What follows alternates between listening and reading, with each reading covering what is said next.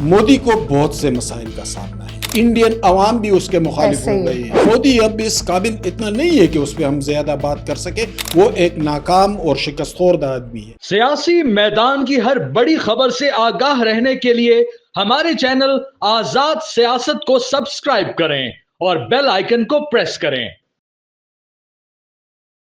बिस्मिल्लाहिर्रहमानिर्रहीम, अस्सलाम वालेकुम। मैं हूं मलिहा खान और आप देख रहे हैं आज़ाद सियासत। मोदी ने रिसेंटली तकरीर की है और उसके अंदर काफ़ी सारी चीज़ें ऐसी हैं जो डिस्कस की हैं और इसके अलावा साथ ही साथ उधमपुर का विज़िट भी किया है। क्या चीज़ें हैं जो कि तकरीर के अंदर डिस्कस की गई हैं, उस पर आज हम बात करेंगे। उसके अलावा ये कि पाकिस्तान के अंदर इस जंग के बाद मकबूलियत जो है वो थोड़ी बदलती हुई नज़र आ रही है। ऐसा लग रहा है कि जैसे मकबूलियत का पैमाना या तो चेंज हो गया है या फिर ये कि मकबूलियत अब किसी और के हिस्से में जाने वाली है। सो इस पर भी हम डिस्कस करेंगे और कुछ थोड़ा सा ये भी डिस्कस करेंगे कि जितना भी सिनेरियो चला पिछले दिनों में, जो जंग की सूरत हाल थी और जो कुछ भी था, इस सब में नैरेटिव बिल्ड करने वाले लोगों में कौन ऐसा है जो कि गद्दार नजर आया सामने और कौन है ऐसा जो मुहिब वतन नजर आया, जो वाकई वतन से मोहब्बत रखने वाले लोग थे। ये नैरेटिव बिल्डिंग के अंदर ही समझ आ गई कि कौन कितने पानी में था। इस सब पे हम आज डिस्कशन कर रहे होंगे अपने पॉडकास्ट में और मेरे साथ आज मौजूद हैं स्टूडियो में हमाद हसन साहब। अस्सलाम वालेकुम सर। वालेकुम अस्सलाम, क्या हाल चाल है मलिहा? बिल्कुल खैरियत से, आप बताइए। शुक्र है अल्लाह का। जी, तो हमारे साहब सबसे पहले मोदी की तकरीर से हम स्टार्ट करते हैं क्योंकि वो अभी रिसेंट एक हुआ है। सो आपको क्या लगता है कि मोदी की तकरीर में जो भी उन्होंने बातें कही उस पर आप क्या कहेंगे? और दूसरा ये कि उन्होंने उधमपुर का विजिट भी किया है, सो उस पर क्या कहेंगे आप? मलिहा, मैं तो उस पर कुछ कहना ही नहीं चाहता। कहने के कुछ काबिल ही नहीं है शायद। कहने के काबिल कहाँ रहा है? करना है। हाँ। एक शिकस्तखोर्दगी, एक शिकस्त, एक नाकामी, एक पसपाई सबकी और शक्लों से पूरी नजर आती दुनिया है। के सामने है।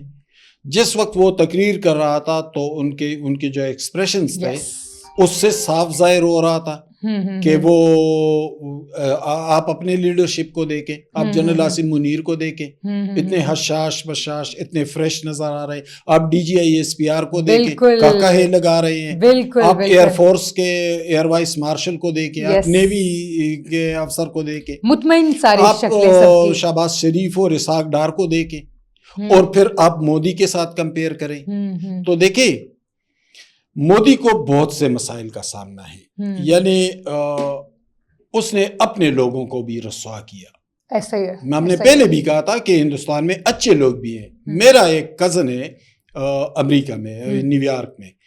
रात मेरी उससे बात हो रही थी तो उसने कहा कि बहुत से इंडियन मेरे रेस्तोरां में आते हैं, तो कहते कि वो उनके साथ गपशप भी है, तो कहते कि वो रेस्तोरां में आए तो मैंने ऐसे मजाक में कहा कि अब तो हमारी दुश्मनी है, ज्यादा गप भी नहीं लगा सकते। तो कहते पता है उन इंडियन ने क्या कहा? कहते उन्होंने कहा कि नहीं, दुश्मनी तो मोदी की आपसे भी है और हमसे भी है, तो हम तो हलीफ हैं। यानी आप इससे अंदाजा लगा ले कि इंडियन अवाम भी उसके मुखालिफ हो गए हैं। कहते हैं कि इस शर्मिंदगी की जरूरत क्या थी जिसमें मोदी ने हमें डाल दिया, खुद स्टार्ट किया सारा। यानी अब बीजेपी का कल एक हंगामी इजलास हुआ है और बहुत चढ़ाई हुई है मोदी पे, बहुत ज्यादा, बल्कि वहां से दबाव पड़ रहा है कि मोदी मुस्ताफी हो जाए।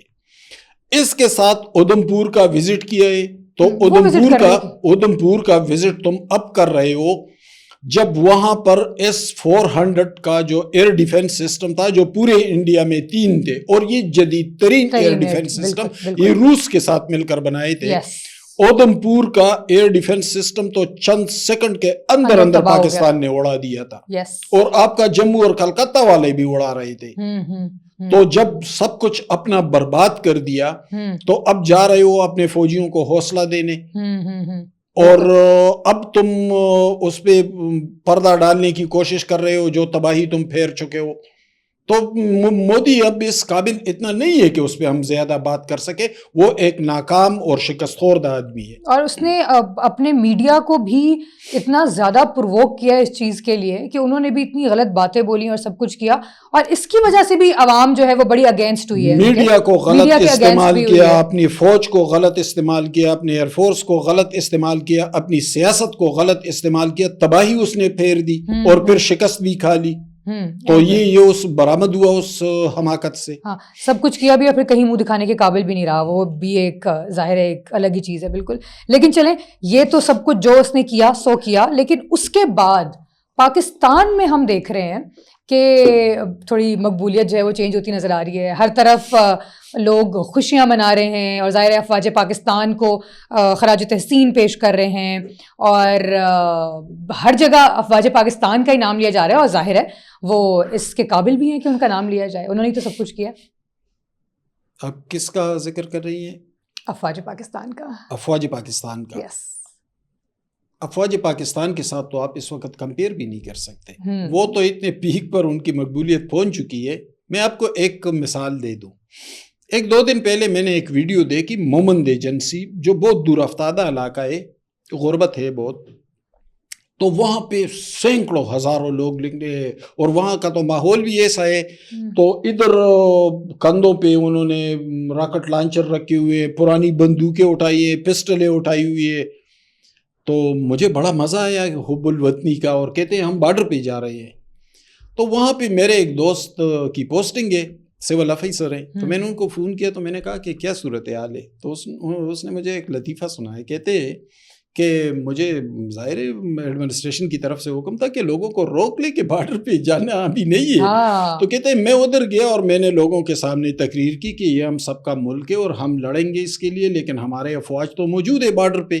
تو فی الحال ابھی یہ حکم ہے کہ آپ اپنے گھروں میں رہیں, ضرورت پڑے گی تو پھر آپ کو بلائیں گے, فی الحال ہم کافی ہیں. تو کہتے ہیں ایک بوڑھا میرے پاس آیا اور رونے لگا اور کہتا ہے کہ جی میری ایک بات سنیں. تو میں نے کہا کیا؟ کہتا ہے کہ وہ پہاڑی ہے نا, اس پہ آپ ایک چھوٹی سی پتھر رکھتے, میں اپنا بندوق اٹھا لیتا ہوں, اگر میں نے نشانہ صحیح نہ لیا تو پھر مجھے واپس بھیج دے. ایسے ہی. تو کہتا ہے کہ میں نے انہیں کہا کہ بابا جی بالکل آپ کی بات ٹھیک ہے, لیکن اوپر سے حکم آئے. تو کہتا ہے کہ پھر ہم کب جائیں گے؟ تو کہتے ہیں میں نے کہا کہ جب ادھر سے بلائیں گے. تو کہتا ہے کہ مجھے آہستہ سے کان میں کہا کہ حافظ صاحب سے میری سفارش کروا دینا کہ مجھے پہلے بلا لیں.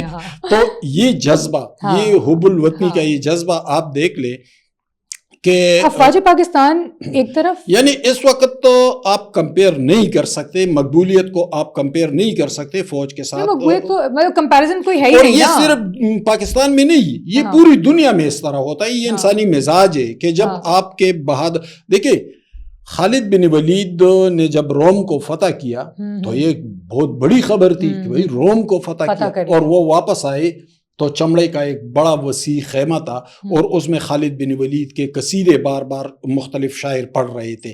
تو یہ ایک مزاج ہے انسانی کہ جب آپ کے کمانڈر فتح پاتے ہیں, جب آپ کی فوج سرخرو ٹھہرتی ہے, تو پھر لوگوں کا رومانس بے قابو ہو جاتا ہے, محبت اور مقبولیت, خوشی, وہ ظاہر ہے, وہ اس کے ساتھ آپ کمپیئر نہیں کر سکتے اس وقت. ایسے ہی بالکل. اور اسی دوران ہم دیکھتے ہیں, ہم نے یہ بھی دیکھا کہ بہت سارے ایسے لوگ ہیں جو کہتے ہیں نا کہ غداری کرتے ہوئے بھی نظر آئے, ٹھیک ہے, اور ان کا نیریٹو جو تھا وہ بڑا اگینسٹ پاکستان اور اگینسٹ دا سچویشن بھی تھا. تو اس میں وہ بھی ذرا ظاہر ہو گیا. تو اس بارے میں آپ کیا کہیں گے؟ دیکھیں ملیہ, ایک طویل صحافت میں نے کی ہے. میں بنیادی طور پر اس غدار لفظ کا شدید مخالف ہوں. عام طور پہ یہ کسی کے لیے بھی استعمال نہیں کرتا, لیکن میں افسوس کے ساتھ کہہ رہا ہوں کہ غدار دکھائی دیے, وہ غدار ہیں, اس میں کوئی شبہ نہیں ہے. وہ لوگ جو ہمیں رافیل سے ڈرا رہے تھے, میں نام بھی لوں گا آفتاب اقبال کا, اگر وہ میرے وطن کے خلاف بات کرتا ہے تو میں اس کا تو کیا اس کے پرکوں تک کا نام لوں گا, میں کوئی رحم نہیں کروں گا, میں کوئی تہذیبی دائرے میں نہیں رہوں گا. اس نے کہا کہ او رافیل کی طاقت کو آپ نہیں جانتے, آپ یہ اور رافیل آئے گا, ہمیں ڈرا رہا تھا. وہ رافیل جا کے دیکھ لو, اس کا ملبہ پڑا ہوا ہے ادھر ادھر, اور ایک بھی نہیں, اور جا کے اس S-400 کے ملبے سمیٹ لو. اب یہ دوسرے لگے ہوئے تھے, یہ معید پیرزادہ, یہ فلانا, یہ وہ ایک خاتون زمینہ پاشا کہہ رہی ہے کہ انڈیا نے پلٹ کر حملہ کر دیا اور پاکستانی بیسز اڑا دیے. اب پوری دنیا کا میڈیا دیکھ لو نا, پاکستان نے ان کا کیا حشر کر دیا. میں ان لوگوں کے بارے میں کسی نرمی کا قائل نہیں ہوں, ان لوگوں نے غداری کی ہے اپنے ملک سے. لیکن ایک اور بہت پلس پوائنٹ بھی یہ سامنے آیا ہے, یہاں پر بہت سے ہمارے صحافی ایسے ہیں جنہوں نے مشکلات کو بھگتا ماضی میں. یعنی کسی پر گولی چلی, کسی پر مقدمے بنے, کسی کو جیل میں ڈالا, یہ تو ہوا ہے نا, یہ تو حقائق ہیں. ایسا ہی ہے. آفرین ہے ان سب پر کہ وہ اپنی دھرتی کے ساتھ کھڑے رہے, باوجود اپنے تحفظات کے, باوجود اپنے گلے شکوں کے, وہ سب کے سب اپنے ملک کے ساتھ کھڑے رہے, اپنی افواج کے ساتھ کھڑے رہے. اور جن لوگوں نے بہت کمایا تھا, بڑی بڑی فارم ہاؤسز بنے تھے, موٹر سائیکلوں سے لینڈ کروزروں پر آ گئے تھے, کچے گھروں سے بڑے بڑے فارم ہاؤسز پر آ گئے تھے, وہ عمران ریاض تھا, وہ شہباز گل تھا, وہ آفتاب اقبال تھا, وہ محیط پیرزادہ تھا, وہ جو بھی تھا, وہ سب کے سب غدار ٹھہرے, جنہوں نے بہت اس ملک کا کھایا اور جنہوں نے سختیاں برداشت کی تھی, وہ سب کے سب جا کر ملک کے ساتھ, اپنی دھرتی کے ساتھ, اپنے افواج اور اداروں کے ساتھ کھڑے رہے.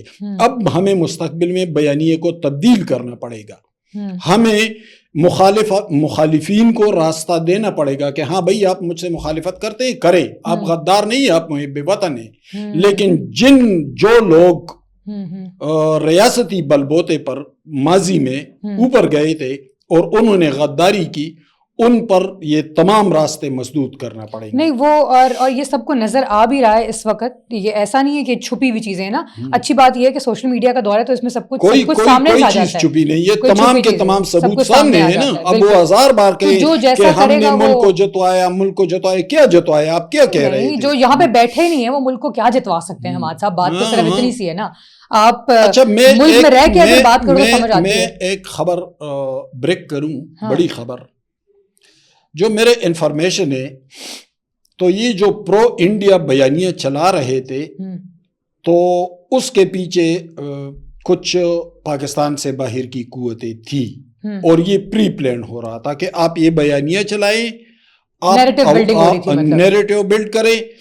اور ویسے بھی ایک جماعت کے کارکن تو ہے ہی ناسمجھ, ان کے اندر ہوا بھر دیں, اور ان کے جو یوٹیوب چینل تھے اسے انڈیا میں ریاستی سپورٹ کے ذریعے آگے بڑھایا گیا, یعنی انڈیا میں اس کو بہت زیادہ دیکھا گیا.